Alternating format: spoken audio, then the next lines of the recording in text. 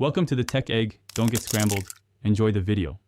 You'll start by powering the Epomaker and ensuring it has charge. A low battery can interrupt pairing. Once powered, flip the hardware mode to Bluetooth or press the documented FN+B combo to trigger pairing. You're doing this because the keyboard needs to broadcast a Bluetooth advertisement packet. When the LED flashes, you know it's discoverable.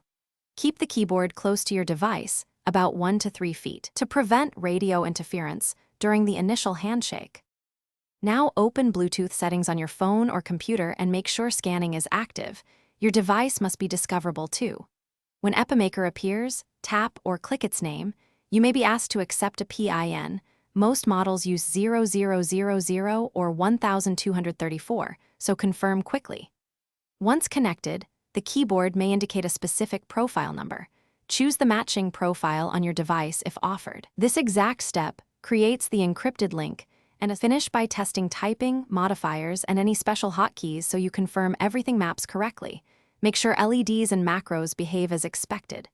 If advanced features are missing, install Epomaker's firmware or driver. This enables layers and RGB control.